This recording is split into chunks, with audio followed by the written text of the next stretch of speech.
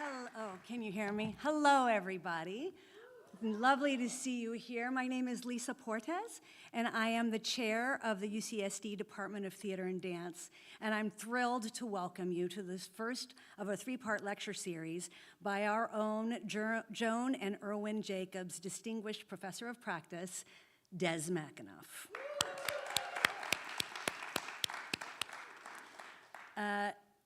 Des, I'm just going to talk a little bit about Des, and then we'll bring him on up. Des, as some of you know, is a two-time Tony Award-winning and Olivier Award-winning director, and many-time Tony and Olivier nominated director of such projects as The Who's Tommy, groundbreaking projects, truly. The Who's Tommy, Jersey Boys, Farnsworth Invention, Ain't Too Proud, Summer, the Donna Summer Musical, and many, many more.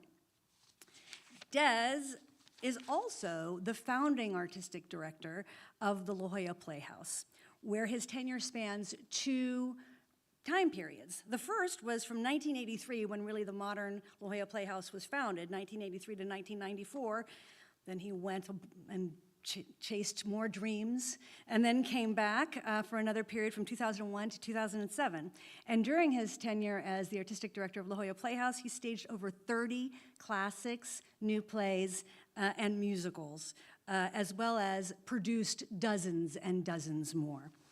From 2008 to 2012, Des served as the artistic director of the Stratford Festival in Canada, where he continued to direct and produce world-class classics, new plays, musicals, and contemporary works, and garnered Canada's esteemed Governor General's National Arts Centre Board Award and the Order of Canada. Oh, Canada. Anybody? Canada? Okay. But let's go back to his time as artistic director at the La Jolla Playhouse. When Des founded this campus, there was just one theater, the Mandel Weiss Theater. And over the course of his time, and then later Chris Ashley's time, this building was built, the Forum, in the early 1990s, then eventually the Potiker Stage, the administrative buildings, new shops, new warehouses, et cetera. But the other side of Des's artistic directorship was serving as an adjunct professor at UCSD. And when he envisioned this campus originally, he really was thinking about a world-class theater and a world-class training program. And he continues to steward both as the founding artistic director of the La Jolla Playhouse and now as the Joan and Irwin Jacobs Distinguished Professor of Practice at UCSD, where he is continuing his legacy of mentoring students, training folks up to kind of the highest excellence that our young artists can achieve, and advocating really on behalf of the value of MFA training and PhD training, not just to kind of graduate fantastic artists, many of whom are here in the house, but to really do research and development for the field. So the two are symbiotic, and it is a pleasure to chair this department, to partner with the La Jolla Playhouse, and to introduce to you the astonishing Des McAnuff.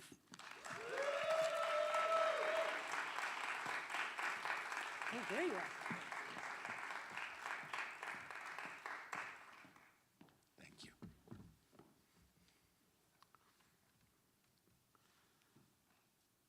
You're very welcome here. This is really for our radiantly bright theater students, and I want to say to them on record that it's a great privilege to be involved in even a peripheral way with your education as you prepare your career path. And I think during our talk today, it's appropriate that every second thought is on Ricky Lozano, Master of Fine Arts. The world's first use of film to tell a dramatic story, as opposed to documentary shots of trains pulling into railway stations or workers pouring out of factories at closing time, is generally agreed to be a 12-minute Western called The Great Train Robbery, made in 1903, the same year the Wright brothers took flight for the first time in a heavier-than-air machine at Kitty Hawk. But there are other contenders from that same year, including from Britain, a daring daylight burglary performed by members of the Sheffield Fire Brigade, and the 3-minute chase film, Desperate Poaching Affray. Clearly, popular cinema's fascination with the criminal element in society goes back a long way. In fact, cinema has made a significant contribution to mythologizing the American criminal, from Billy the Kid to Bonnie and Clyde, even Ted Bundy, to The Godfather, all the way to Tricky Dick Nixon and beyond. We've romanticized sociopaths in a freewheeling, non-hierarchical manner, reaching up to the highest levels of power and corruption and down to the dank subterranean sewer. We've developed an appetite for stories about murder and violence and the abuse of force. The cinema is our mirror, and as Baudrillard observed, in America, objects in the mirror may be closer than they appear. Why am I talking about films when we're here to investigate and discuss live performance? Well, in 1936, when the art of the motion picture was just over 3 decades old, the German philosopher and sociologist and critic Walter Benjamin published his visionary and hugely influential essay, The Work of Art in the Age of Mechanical Reproduction, which many of you will be familiar with. For centuries, physical works of art such as paintings and sculptures had been created for kings, dukes, and wealthy patrons, and only the technologies that enabled them to reach wider audiences were fairly labor-intensive, such as hand copying or casting from molds. The ancient Greeks had only 2 ways of reproducing such art by technical means: founding and stamping. Bronzes, terracottas, and coins were the only artworks they could produce in quantity. As a result, for much of human history, what Benjamin described as an aura of tradition and authority was attached to physical works of art. Interestingly, the art of theater, though it too is often dependent on private patronage, is intrinsically less subject to such limitations because it exists in the first place only when being shared by artists and audiences. It's important to distinguish the art of theater from the art of playwriting, which has permanence as dramatic literature. Theater evaporates into thin air like dry ice in water. The fact that theater and dance are living arts with no permanent embodiment in marble, bronze, or canvas gives them an extraordinary freedom. The work of an ancient Greek dramatist was seen by thousands at a sitting. Elizabethan and Jacobean audiences crammed into the public playhouses for their time. During any given afternoon, fully a tenth of London could be found watching a play by Christopher Marlowe or Thomas Kyd or William Shakespeare. Eventually, the visual arts, too, began to become more widely accessible. The invention of the woodcut made graphic art reproducible, and the printing press enabled literature to be widely disseminated. Lithography made its appearance at the start of the 19th century, but it was the arrival of photography, sound recording, and cinematography that truly revolutionized our perceptions. Benjamin's argument in 1936 was that the rise of these technologies as media of artistic expression rather than just technical novelties, had wrought a change in the way we see and appreciate the artist's work. The infinitely reproducible photograph democratized an experience of viewing art that had previously been limited to those who could, for instance, go to the Louvre and look at the Mona Lisa. And the photograph had none of that aura of history, authenticity, and uniqueness that had traditionally surrounded an original painting or sculpture. Meanwhile, the new medium of film, with its close-ups and jump cuts and its ability to render action in slow motion, created an unprecedented kind of performing art and an unprecedented way of experiencing it that was vastly different from the kind of encounter you were accustomed to having in a theater. After 1927, when the jazz singer of the first talking picture introduced synchronized dialogue and singing, many people predicted it would be the end of the theater.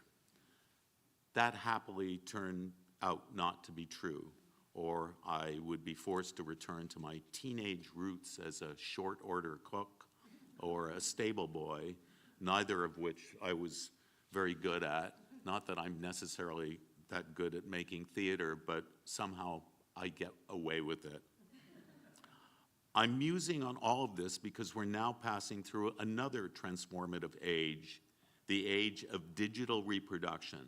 We've taken a quantum leap with the advent of the internet, which enables words, images, and sounds to be shared with vast numbers of people instantly, thousands of times more than those gathered at the theater in 1600. And besides digital reproduction, today's technology also makes possible purely digital creation. Animation artists can generate in a computer photorealistic creatures that give every appearance of living and breathing. They can fashion convincing performances, even those that appear to be in 3D, out of nothing material at all. What effect is that having on how we perceive the performing arts? Well, I'm certainly no Walter Benjamin. I'm a practitioner, not a philosopher, but I sense some kind of shift underway in our society's attitudes toward the performing arts in both directions, particularly among young people. And it is not, as some of you may fear, necessarily to our disadvantage to be putting on plays up here on the hill. Film has been with us now for more than a century, and it is beginning to show its age. Film audiences are continuing to shrink.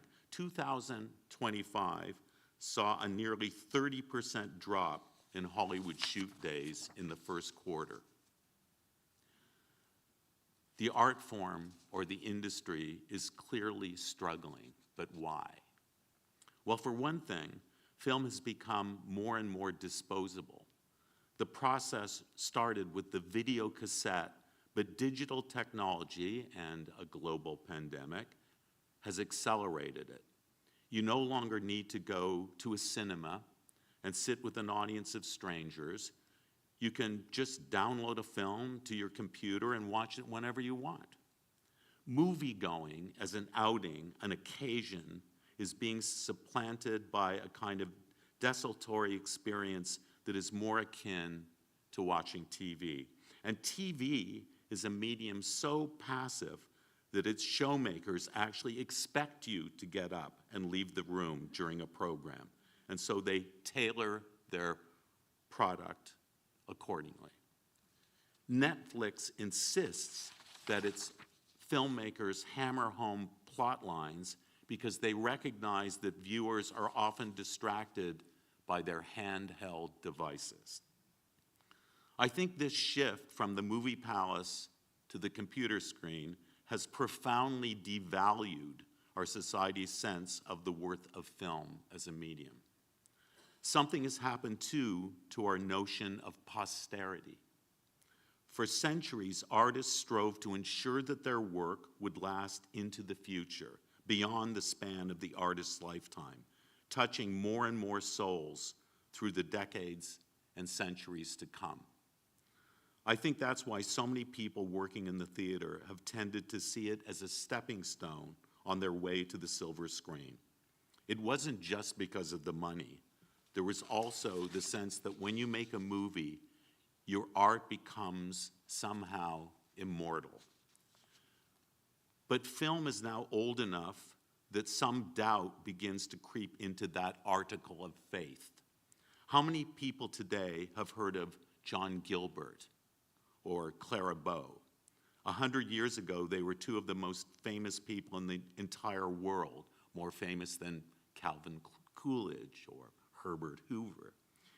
Yes, there are some films that we rightly regard as classics, but are they necessarily timeless classics? Might not even Citizen Kane and The Wizard of Oz or even The Godfather itself one day seem so remote that they become of interest more as artifacts than as art? I think our attitude toward the notion of posterity began to shift during the 1940s, when the advent of the atomic bomb first raised the prospect that there might not be such a thing as centuries to come. From that point on, a shadow of uncertainty has hung over the future of humanity that we hadn't known before. Living in that shadow of doubt, I think we have started to re-examine the value of life itself. We have started to think more in the Eastern sense about living in the now. Perhaps posterity no longer matters as much as immediacy. The digital age has made immediacy and independent creation possible as never before. The old authoritative top-down models of communication represented by the newspaper and broadcasting industries are struggling to reinvent themselves in the age of X and Hulu. High-definition camcorders cost a few $100s. Any amateur filmmaker can post their work on YouTube or Instagram and potentially have it viewed around the world. And if your aspirations are higher, you can make a feature-length film for thousands of dollars rather than millions. The popular music industry that some of us grew up with has all but disintegrated. It, too, is being democratized. The days when maybe 5 bands a year would get attention and a deal with Warner Brothers are long gone. There are hundreds of groups out there, each with its base of internet fans. And then there's Taylor Swift. In short, the modes of creative expression, both artistic and commercial, that were associated with the age of mechanical reproduction have become greatly devalued in the last few years. Young people are less interested in authority, authenticity, and durability than in immediacy, in the intensity of the moment. Never forget that one of the pioneering social media platforms was Snapchat, an application built on finite moments. And if there is any kind of posterity, it resides not so much in physical entities as in information, the very fabric of the digital age. And that surely is where we come in. Because as those of you who know me may have noticed, I'm very fond of quoting Bob Dylan. In Bob Dylan's autobiography, Chronicles Volume 1, he expresses great admiration for theater arts who practice their craft in the eternal present. By the way, it's just like Dylan to call his autobiography Chronicles Volume 1. I'd be amazed if he ever intended to write Volume 2. He is the eternal prankster, having written It Ain't Me, Babe, which seems like a love song, but is in fact a declaration to an entire generation that he is an artist and not the poster boy of the protest movement. As theater artists, we take pure information, the 400-year-old words of a Shakespearean text, for instance, and use it to create something new and alive that exists here and now, and that lasts only for the duration of the performance. So the art of live theater, ephemeral, created in the now, endlessly reinvented with each new production, each new performance, is in some ways very much in tune with the spur-of-the-moment spirit of our digital age. Those same qualities that made theater more democratic than other art forms in eras past make it distinctive in our own. Film, like all products of mechanical reproduction, is a frozen art form. However many times you run it through the projector, it's not going to fundamentally change. And the performances of its actors are certainly not going to be influenced, not even in the subtlest of ways, by your presence in the room. The film was made at a certain point in time, and it just keeps getting older. It doesn't change in any other way, and it certainly doesn't get better. Movies try to meet our longing for impact by devising ever more spectacular stunts, ever more frenetic editing, ever more extravagant images. But there is a law of diminishing returns that can ultimately leave moviegoers a bit unsatisfied. And for all its vaunted verisimilitude, film isn't real. It's an illusion, a shifting pattern of colored light on a screen.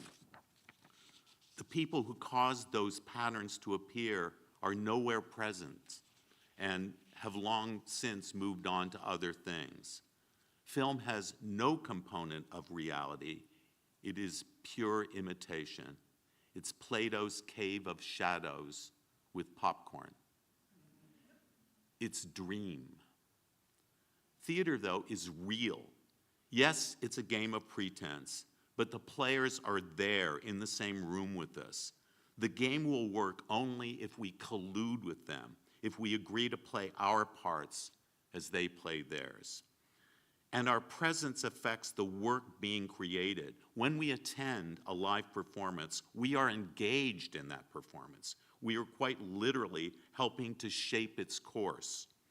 However strict and vigilant a stage manager you have, no two performances of the same production will ever be identical, because no collaboration between living actors and a living audience can ever be reproduced with mechanical fidelity.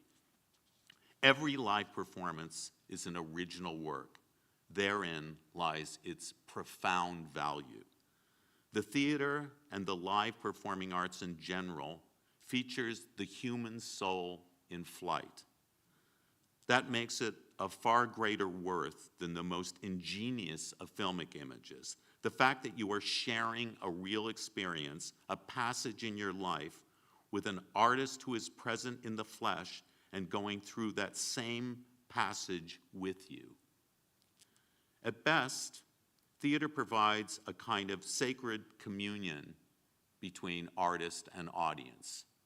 That's why I always find it somewhat sad when people clap at the end of a film. Since the artists who created it are very unlikely to be there, I can only see that applause as a poignant attempt by the movie patrons to at least assert among themselves the true communion with the people on the screen. My experience is not just here in La Jolla and New York and Canada and London and far away in Russia and Australia and Korea, have led me to believe that as film and television decline, the power of the theater is in the ascendant. I sense a growing energy, a hunger for transcendent experience, for communion, that the products of mechanical and digital reproduction aren't entirely able to satisfy. I believe that now, in an age when the world's worth of digital distraction is available at our fingertips, live performance is important as never before. Of late, there's been a new development in the relationship between film and live theater by the way of an animal called live capture, and it's become all the fashion. In Stratford, I did, I think, 3, 2 with the great Christopher Plummer, and here in La Jolla, Chris Ashley notably filmed his wonderful production of Come From Away and others. After seeing a screening of The Tempest in Toronto, an audience member flattered us by exclaiming, "It's a new art form." And I thought to myself, no, it's a very old art form being recorded by a new one. It is only the documentation of a live performance. It involves all the trickery, cutting together different takes from different performances with pickup shots, and all the little fibs and lies that go into editing film. I see live capture as a gateway to live performance and secretly hope that those watching will insist the next time they enter an auditorium on situating themselves in their seats as the lights go down on the real show. Recently, I got to watch a live capture of a play I directed 15 years ago, and I was struck by how much I've changed, and the world with me. Yes, the merciless hourglass swallows us all. It behooves those of us who work in the theater to be conscious of the importance of what we do and how we fit into the age that we are in and the one we're entering. If you're out on your first date and your new partner starts talking about artificial intelligence, reach up and say, "Waiter, check, please." If they start talking about wine, don't even ask for the check, just leave. Now, regrettably, you're not out on a dinner outing, but here with me, so please stay put and bear with it. At least I promise not to talk about wine. The digital age, which marks a shift from a traditional industry to an information-based technological industry, started in the late 20th century. And of course, the cinema began a century before that. Even the age of artificial intelligence predated digital technology somewhat, going back to the 1940s and 50s with pioneers like Alan Turing, Arthur Samuel, and Joseph McCarthy. In his book, Life 3.0, contemporary philosopher Max Tegmark describes the evolution of life from its inception 4.5 billion years ago, life 1.0, until the development of sentient consciousness a few 100,000 years ago, life 2.0, to the age of artificial intelligence, the age we are living in now, life 3.0. It is therefore easy to argue that we are currently experiencing the most historic period in the entire 13.8 billion years since the start of the universe. It's at least the most wondrous age since the inception of sentient thought, life 2.0, and that, in Shakespeare's words, was a great while ago. Historically, the theater has been slow to change, and I think that has to do with the pace at which a dramatic piece develops. It takes forever. One of the distinct advantages of the camera is that you can have a story about, say, today's political protests on the 6 o'clock news, and for that matter, broadcast it simultaneously if you so choose. The theater is meant to be more contemplative, more thoughtful, and that can make it ploddingly slow. And as a mechanism, conservative to the point of being stodgy. Over the centuries, theater people have been inclined to resist change. In 1611, when performances moved indoors from the Globe to the Blackfriars, I'm sure people were squawking like magpies in protest. They probably associated indoor drama with the mystery and miracle plays that had traditionally been performed in church. We have over the ages also resisted artificial lighting, from candlelight and oil lamps to gaslight and electric bulbs to today's LED or light-emitting diodes, fighting instead for the familiar luminescent rays of the sun. And until recently, every second article about the stage seemed to mourn the loss of natural sound, excoriating the existence of audio reinforcement and wireless microphones.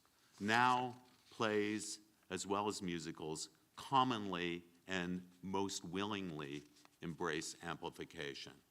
There have been notable exceptions to this reactionary tendency. At the end of the 19th century, the designer and director Gordon Craig dreamed of replacing live actors with automatons because he figured they'd be easier to control and could be programmed with razor-sharp precision. He would undoubtedly be delighted by the possibilities of AI.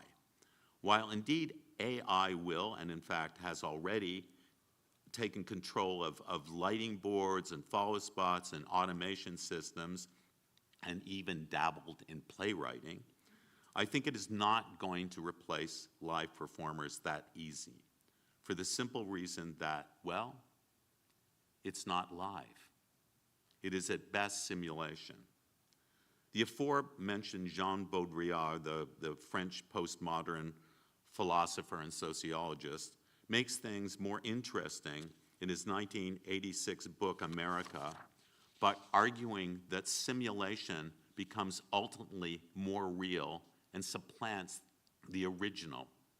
Baudrillard was bouncing off the writings, of course, of the 19th century Alexis de Tocqueville in his 1935 book, Democracy in America. Walter Benjamin's aura art and its existence in time and space is replaced by the simulacra. A definition of simulacra might be an item or world that never actually existed but occupies its own place. For example, a high-def animated banana on a digital screen, or Disneyland, a hyper-real version of an idealized and fantastical America that has lost any connection to reality. There's a notion that is becoming increasingly commonplace that we humans are in a pathway to becoming a hybrid with artificial intelligence, thereby turning enhanced humans with turning into enhanced humans with extraordinary capabilities and lifespans. In the meantime, of course, we have to get past the terror and perhaps the inevitability that singularity, self-governance is approached. AI becomes developed by the military for weapons and by big business and government for whatever shenanigans they may get up to. So facing the future, the question has to be asked, how does artificial general intelligence remain artificial or beneficial and not become the pathway to extinction? As machine intelligence approaches the level of human intelligence and singularity surpasses all cognitive domains, how do we ensure that it doesn't become self-aware and obsessed with its own mortality? How do we ensure that it doesn't become hostile? Not to be unnecessarily gloomy, but there are those that believe we have already entered into the age of singularity. We have reason to be scared. It's not as if humankind has behaved like good stewards, protecting the planet and shepherding things along in an enlightened way. You could argue that we deserve what we get. Perhaps as more primitive entities, we will be looked upon like lab rats in a no longer necessary experiment to develop intelligence. And beyond this, on the future timeline, we have to entertain the wonder of superintelligence, which will outthink us on almost all subjects at breathtaking speed. For example, it will be capable of learning all of the plays ever written in, say, 6 minutes. Will we even qualify as lab rats? More likely, we'll be cockroaches. I have a friend, Paul Jacobs, who, like his father, is some kind of genius when it comes to new technologies. When I defend the potential of AI, he scoffs at me, being acutely aware of its inherent dangers. Perhaps artificial intelligence brings the unreliability of posterity into a whole new dimension that dwarfs even nuclear weapons and climate change. When it comes to live performance, it may be that ultimately you have to ask yourself whether or not you believe in the human soul. If not metaphysically, then at least poetically. Is aura art in live theater connected to the existence of the soul, or does simulation suffice? I believe we are still in a phase of human development, whatever the future brings, where real life on stage has the overwhelming, immediate power of mortality. It's the flow of blood that makes it meaningfully precious, even invaluable. We are the masters of immediacy, of creation in the moment. We understand how to make magic out of words and movement. We've been doing it for the longest time. What we need to do is to attract the attention of those who unconsciously hunger for that magic, to help them discover it on our stages for themselves. Because I fully believe that once they experience it, they will realize what they have found and what they were looking for. Recently, I sat with a young audience at a very popular musical that I've seen before. Because I more or less knew the story, it was my third time, I could better pay attention to the way in which the audience members suspended their disbelief and went completely on the ride like they were traveling on an emotional roller coaster. There could be no doubt whatsoever that these were sentient beings.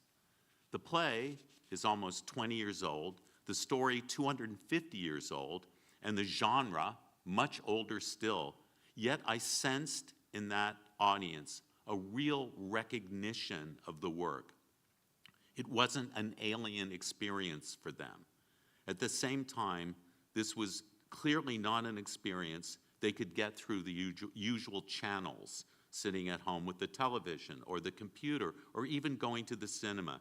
They had to be among the congregation in secular church in that very moment. At the end of the performance, they exploded with joy as if they had discovered something they hadn't realized they'd been longing for.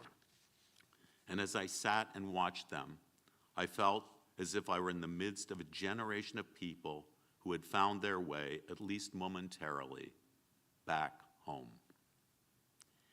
If you think of yourself as a theater kid, you may be aware that the term has, for some, become derogatory today. I think it's intended to be an insult in the vein of snowflake, wuss, wimp, jellyfish, milksop, pansy, indicating a lack of toughness and grit and courage. For those of you who aspire to become theater practitioners, you don't need me to point out how pig-headedly inaccurate that abuse of the term is. Working in the theater requires fortitude, an appetite for teamwork, bravery in the face of failure, ingenuity, resourcefulness, the ability to take criticism, acute sensitivity, and most of all, a strong sense of self. The slur seems to me to come from those who lack moral courage. It is an aspersion born of ignorance. I want to wear theater kid on a baseball hat. I hope you're all theater kids. Our mission as theater students and artists and kids is to be keepers of the flame, to bring transcendent experiences to the lives of people of all ages and types and colors and backgrounds as often as we possibly can, whoever they are. From rap musicals to absurdist plays to revenge tragedies, from ballet to jazz to hip-hop, from the verse dramas of Will Shakespeare to the latest work of our contemporary playwrights Naomi Izuka and Will Power, the kind of art we practice has a unique potency that so far no product of technology can match. It is real life, and it exists, as the great Romanian director Andrei Serban said, on the shifting sands of time. That has been true throughout history. It is true today, and I hope you are all convinced, as I am, that if we survive, it will continue to be true in future eras of innovation in whose wondrous nature we can only guess. A great while ago, the world begun with hey, ho, the wind and the rain. But that's all one. Our play is done, and we'll strive to please you every day. For the rain, it raineth every day.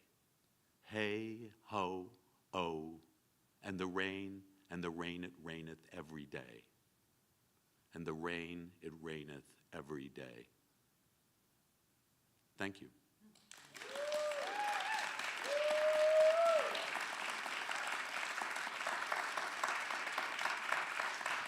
Thank you.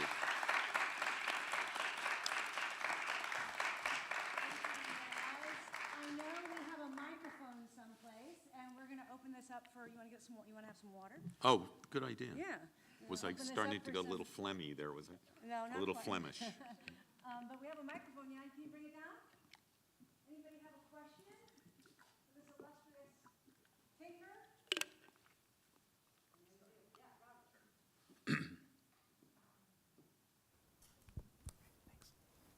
Hi, Des. I know you. This is a plant. No, I'm kidding. It's not a plant, honestly. So not rehearsed. But it's something that, we've said a lot, and I think in our classrooms, and our purpose here as mentors, as educators, is that we're here really to train students to be makers in their time. Not to do the work or think about the work when we were students or when we were early making work, but really how do they harness the world today in their work? How are they inspired by it? So I'm curious, given the world that we're in, and that as you're talking, we've gone from film to digital, now to AI, and to other forms of technology. As that progresses, and as we're inspired by those things to be makers in our time, I think about novels like Station 11, and what happens in a future where those technologies don't exist, and really how are people rediscovering live performance? And I'm wondering, what would you say to students and emerging artists and mentors in the room, and all of us in the room, in terms of how do you stay inspired? How do you stay on the cutting edge, or think about what is relevant and how to remain relevant in a world today, and at the same time further your craft and engage with an audience that is tapped into this? That is, sorry? That is tapped into our devices at the same time. I think to schlep out a cliche, I think all paths lead to Rome. And, I've made this point to some of the students, but, we're all selfishly interested in our own lives and times. And so if you take a classical play that was written in 1605 that happens to be about the 11th century, then your real interest is in how it serves as a lens to now. And I think the most important thing is to remain tuned in to the world you're living in. And that it's not, you know, the theater certainly has an element of make-believe, of course, but ultimately, even the pajama game is about unionism. I mean, there's always some underlying, you know, issue or theme that can be meaningful. And what, you know, not to get into this, but the only kind of theater that I really rebel against kind of violently is, and you often find it in musicals, is when there's that kind of I'm just kidding style of acting. Like, we're not really acting, we're just kidding. And that drives me insane, because I don't care what the genre is, you know, at the core of all the vessels of the performances might change in size. So, you know, if you're doing an animated film, you know, you're occupying a 10-foot character. If you're doing a musical, maybe it's 6'8", and, you know, Chekhov's human size and so on. But it all needs to be invested with truth. You know, it all has to, I don't care what the genre is, there has to be truth in all things. And I think if you're really interested in your life and times, you will find vessels and vehicles that help you better understand them, you know, just by asking the question why. And that's, I think, what audiences honestly want to see. You know, there's always a lot of talk of, well, in tough times, people want to escape. I think in tough times, people want to engage. And if it transports them to another world, that's fine. But I do think they want to emotionally and intellectually, but particularly emotionally, engage with actors and performers. Thanks, Des.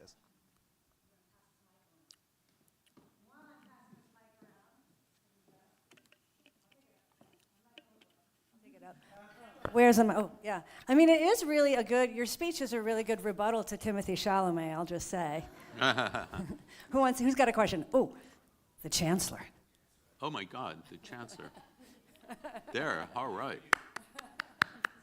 Only for you, the best performance ever. Actually, thank you. I have a question. In fact, your comments about AI Yeah. really forced me to think about this. So if you look at the evolution of, and look at the younger generations, right? IT, Facebook, LinkedIn, Instagram, you know, TikTok has fundamentally changed the way people consume entertainment and how they engage with entertainment. Right. Theater is a different type. So given that the business model of theater is no different than an educational institution, a very expensive form of entertainment, how do you suppose AI is going to change that? Like the future generations, will the theater become any more significant, less significant, irrelevant? Like how do you see this moving as technology goes further and things become cheaper and the engagement becomes faster and more instantaneous? You know, I think we have devalued mechanical reproduction in you know, many ways. It's so easy to you know, to download a movie, and you know, you can be isolated.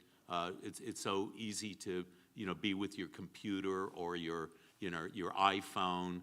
I think what theater requires is you know, human relations. And you know, at the end of the day, I think that's the most precious thing we have. It's interacting with other human beings.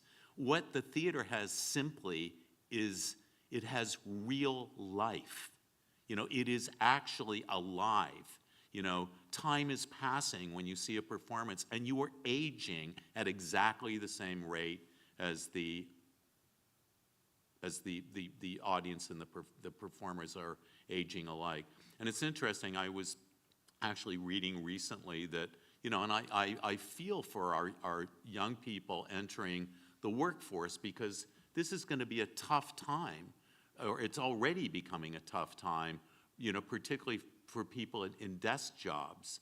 And one of the things that, you know, has been pointed out is that if you have a job or a role that involves interacting with other human beings, you're much more likely to be secure in your line of work than if you're sitting at a computer alone, in a room. So I think it even affects, I think it's even going to affect people's careers. It's likely that that in America and Europe, and Chancellor, you know far more about this than I do, but that there'll be, just in the coming years, in the foreseeable future, we'll be losing 300 million jobs. And I think it's so important at this time to be looking ahead and for our policy makers to be thinking about that. But real life is always going to be precious, however we simulate it.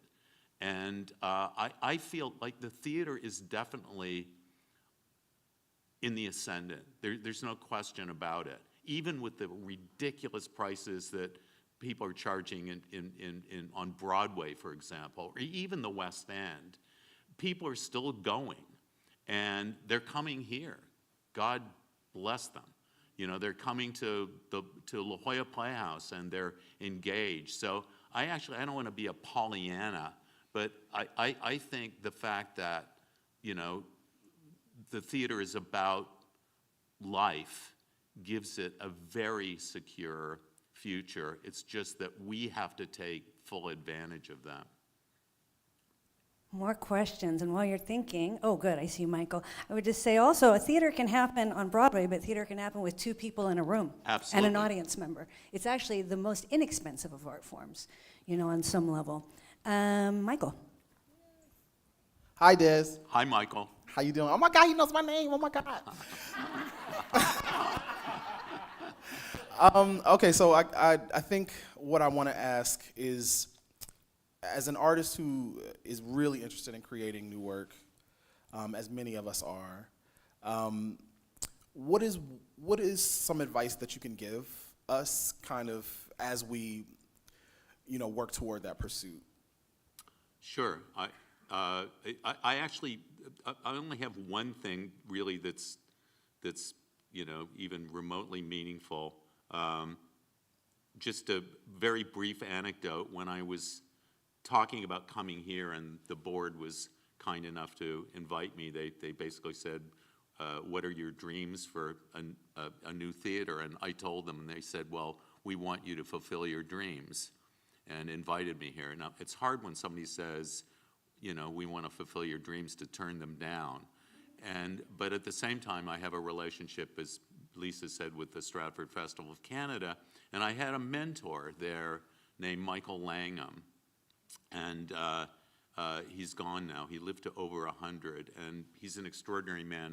In a later talk, I'm gonna be talking about him quite a bit, or a little bit. He was a wonderful man, and I was trying to get him to help me make up my mind. Should I be an associate in Stratford? Should I take on this new theater? And he said, he finally said, I'm not going to give you advice.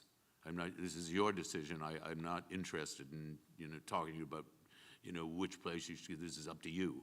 And then I said, I gotta thank you. He lavished me with so much attention. I taught for him at Juilliard when he was running Juilliard. And I said, I just have to thank you for the amount of time you've given me. And he said, don't thank me. Just remember to do it for someone else one day. And I've never forgotten that. However, that's the minor, I think, element when you're creating theater as artists. The main thing I would say is a simple phrase, and you can write this in your acting books if you like. Find your people. Because your people are sitting beside you. They're in class with you. They're in the play you're going to do next quarter. Those are your people, and I hope Robert and Lisa and Ursula and all the other marvelous teachers here can help you and can certainly perhaps help to, maybe improve your journey somewhat, but they're not your partners. And so take care of those people. You can only act if you have, unless you do a solo show, another actor, and you need a playwright. You could do a classical play, but if you want to do a contemporary play, as you just said, you need a playwright. You need more and more a director, a lighting designer, a costume designer, a scenic designer. And so find those people, and that's where you begin. And you can be sitting there with not an idea in your head, but somebody's going to come up with something, and you're going to be going through something. So find your people. I also just going to comment that in Dez's theory before about AI, it could be that actors, or that acting is the best job because it can't be replaced. That's right. And there are a lot of other jobs like that too. I think you could become a judge or a lawyer or a psychiatrist or a psychologist. You know, I think those jobs are unlikely to be replaced. I think the jobs that will survive involve human interaction. And I think those are the pathways to choose, even if you're, getting involved in business, be a, manage, be the CEO, I don't think AI is going to replace all of those jobs anytime soon. And you can look that up, by the way, if you're here and you're not a theater student. If you're not a theater student, my best advice is become one. Hey, Des. You mentioned that. Oh yeah. Hi, Ian. Hey. The light is right in me. Now I see you I'll perfectly. find my light. Yeah, there you go. Find your light. I know you mentioned that we all selfishly want to make art that is reflective of ourselves, and life is so crazy right now on like a macro and a micro level. Yep. It's just there's so many ups and so many downs. So I'm curious if you could speak to what helps you make art, particularly when you're feeling like at a low point. I think it's about, again, selfishly, I think about my life, my times, the lives of my friends, the lives of those I love, and that's what I suppose inspires me, to do this. I think you can find subjects that you want to address. For example, I'm working with the playwright Doug Wright. I'm sure some of you know him. We did I Am My Own Wife here at La Jolla Playhouse, and he actually won the Pulitzer Prize for that. He's a very, very bright guy. And we're working on a play about Joan of Salk. Now, I actually met Joan of Salk. I had the great privilege, and that was in the mid-1990s. So Jonas has been gone for a long time. That's 30 years. And the play takes place in the mid-50s, long time ago. But it couldn't be more pertinent or relevant to this moment. And it does address a really dark subject, which has to do with the attitudes about vaccination. And it's not agitprop. It's actually, it doesn't have to wave a flag. It's an exploration of what they went through. And it's very much about the relationship between government and medicine and research. And so that's what gets me up in the morning.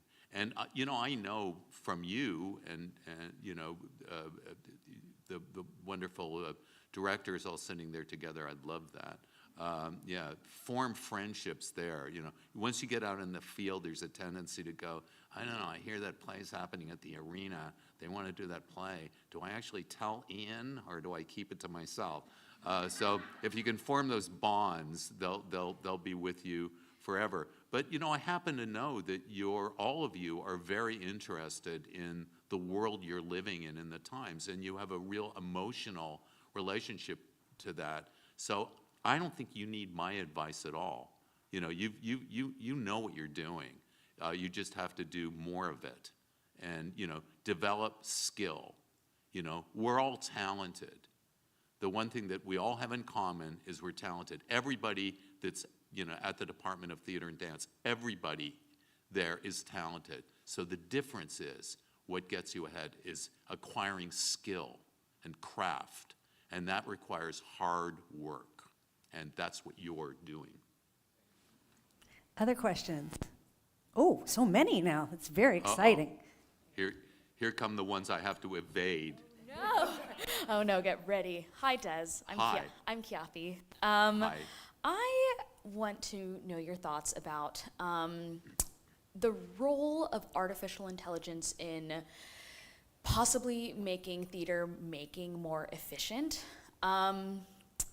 I think about how artificial intelligence already is being used for that in many other industries. People have even touched upon it during the writer's strike sometimes, it being incorporated, and obviously there's been a pushback against that. And I know theater making under late stage capitalism, right? We're asked to put up a show in a 4-week rehearsal process, which, you know, regardless if the show is an hour long or 3 hours, you still only have a limited set amount of time according to, like, you know, all of the union rules to put these productions together. And I've heard conversations about what are ways to make, create more efficiency within theater making, whether it's like making rehearsal schedules on behalf of like stage management and directors, or I don't know, things in that lens. I've heard, you know, people spitballing these ideas, but I don't know if there's a role in which you see artificial intelligence ever like helping the development process of making theater.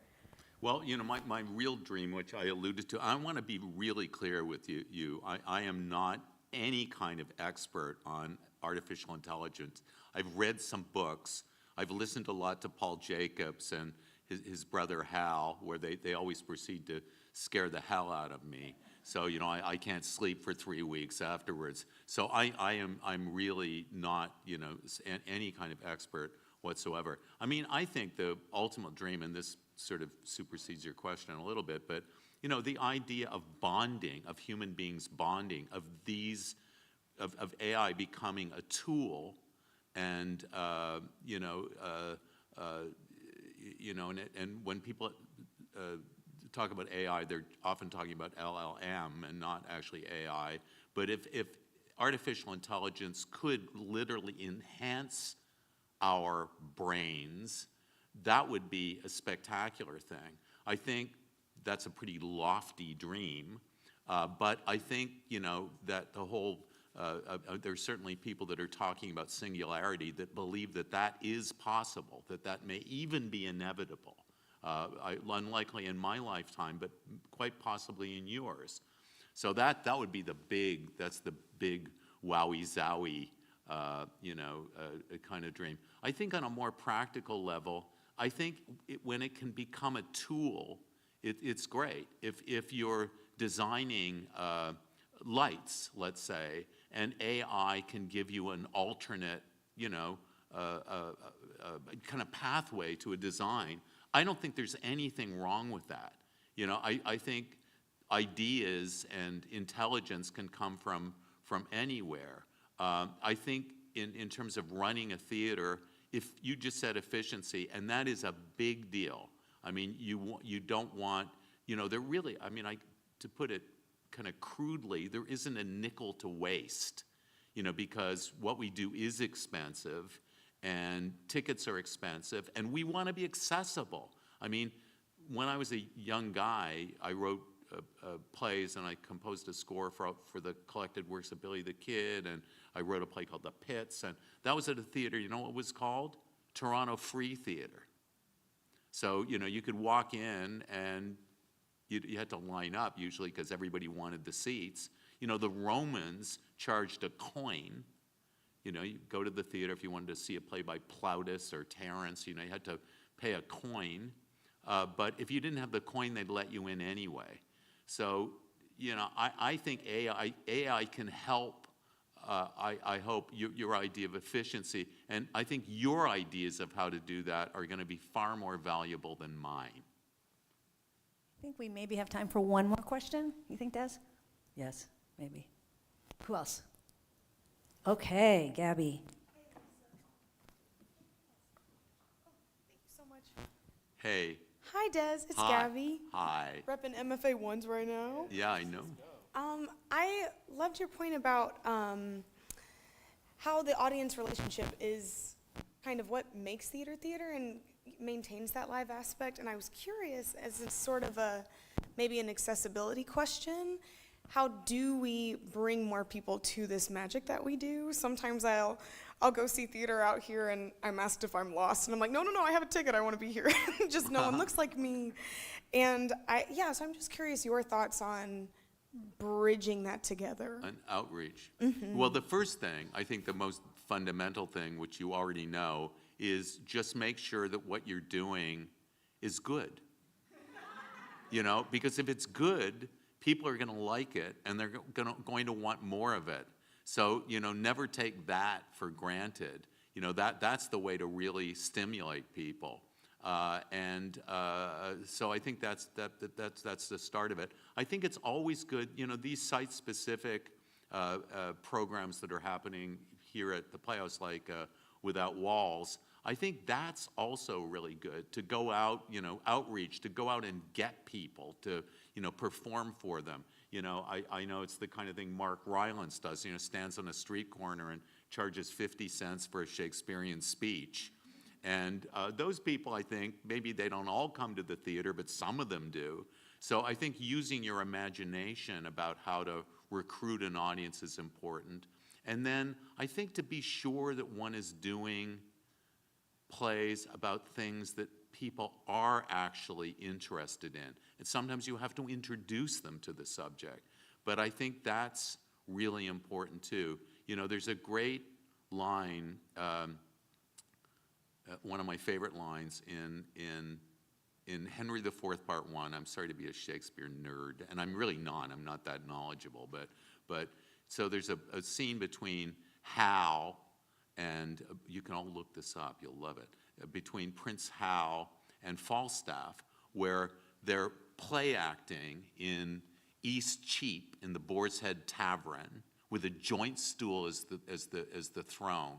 They're playing, Hal plays Falstaff, and Falstaff plays Hal, and then and Falstaff, and then and one of them plays the king, and they reverse roles, and it's just ingenious scene. It's brilliant and hysterically funny, and at one point, Falstaff turns to the McAnuff, you know, to the groundlings, who presumably in the theater are right down there on the deck, you know, where they have gravel and hazelnuts because to absorb the liquids.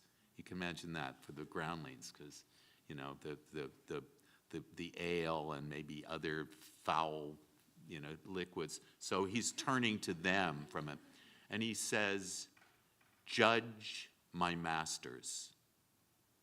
He says that to the groundlings, "Judge my masters." And that had such a profound effect on me, because you realize that the audience really is made up of your masters. They're the people we serve and will strive to please you every day. And I think when you have that sort of attitude, you know, creating work, it's much more likely that people are going to be engaged in what you do. I can't help it. There's another question up here, I think. Yes. I was just winding down. That was my I know it was a closer. good exit, but I know that this lovely woman has been waiting to ask a question. Yes? No? Oh, no, this lovely woman has been waiting to ask a question. Des, hi, it's Ann. Hi. I'm interested in your thoughts about the evolution of audience. I've seen you evolve from classical theater to another genre, Tommy the Who, to Jersey Boys, to even your very first opera, I believe, Wozzeck's, Allenberg's Wozzeck Good on the for operatic you. stage. Oh my God. It was brilliant. Thank you so much. So in all of those performances, productions, the audience is sitting, observing. In Tommy, they're, you know, energetic and the music's flowing through them, but it's an audience that is sitting and watching. Mm-hmm. In today's world, as I think the Chancellor pointed out, we're in a world where people are tapping on their phones and clicking on their computers and doing video games, and very interactive, and that's how they're stimulated.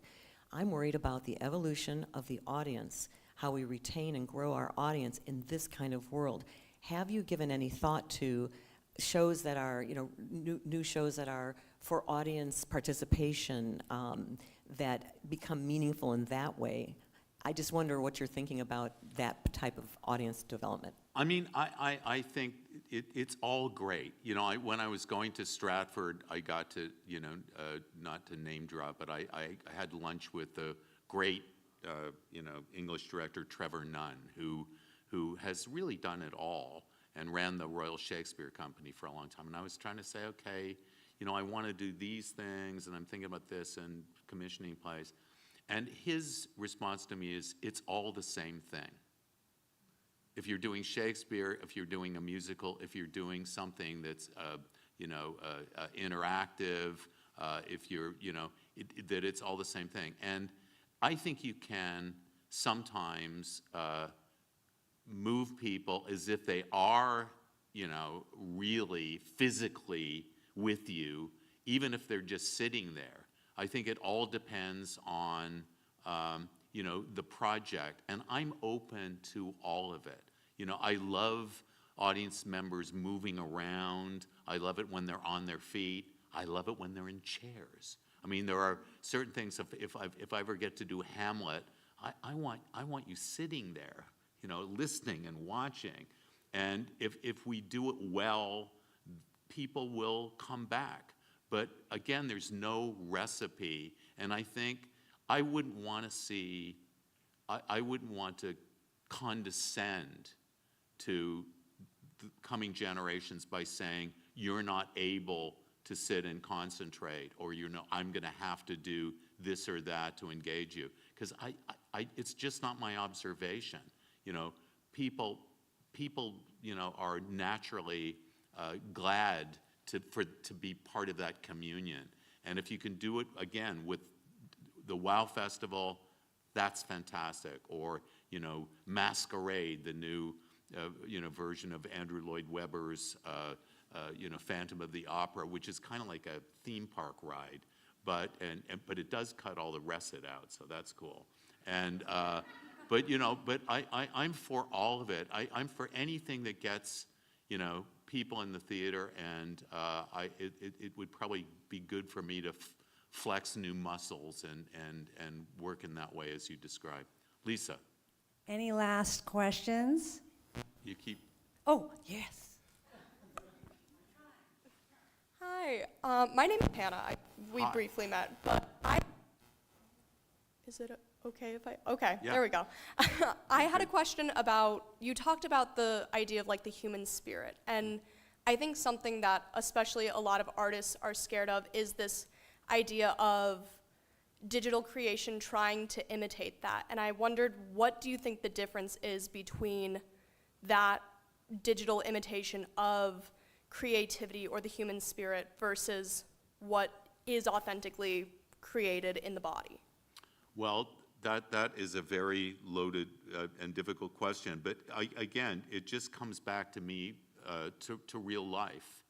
I want to spend my time with human beings, even if there is, digital simulation, involved in my relationship. But I want to spend time with human beings. The most precious thing to me, and that's what I love about the theater, is aging with the audience.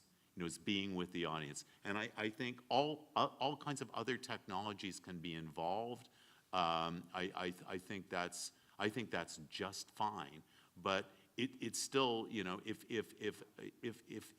a performance is delivered, and is a simulation, it's a simulation. It's imitative. And I love movies. Don't get me wrong. I love them. But I think the further we get along in time, I think the theater is reestablishing itself as the most important. It's the oldest social, moral, and political platform in Western culture. And it's never going to lose that. It's always going to there is a dialogue that takes place. And, when you're watching something that's digital. Maybe if it's interactive, I don't know. But I think for the most part, you're having no impact on it whatsoever. And that has a certain kind of interest for me, but it's not the same thing. It's not the same thing as secular church. And on that note, friends, first of all, I'd like to say that on Friday, May 8th, Des will be delivering his second lecture, which is going to be on how we got here, or where you are. And the new date for the third, I had advertised a date that was Memorial Day, wrong. Our new date will be Wednesday, May 13th, for the Scottish play, which I won't say in this theater, The Darkest Journey. And if you're interested in going to that and spread this amongst your friends, make sure you read the Scottish play so you can follow along. Or watch a movie version of it if you don't have time. You can watch a movie version of it, and I'll give you hell when you come. But really, you do want to know a little bit about the text. And just so that you're be forewarned, I'm going to do the thing about the department and the playhouse extemporaneously. So it's going to be I'll be much more like Lenny Bruce, I promise, when I do that. I'm not going to read off a document. So I hope you will come for that, because this place has an amazing journey, and you deserve to know where you are. Friends, give it up. Des Thank you. McAnuff. Thank you so much. Thank you so much. Thank you.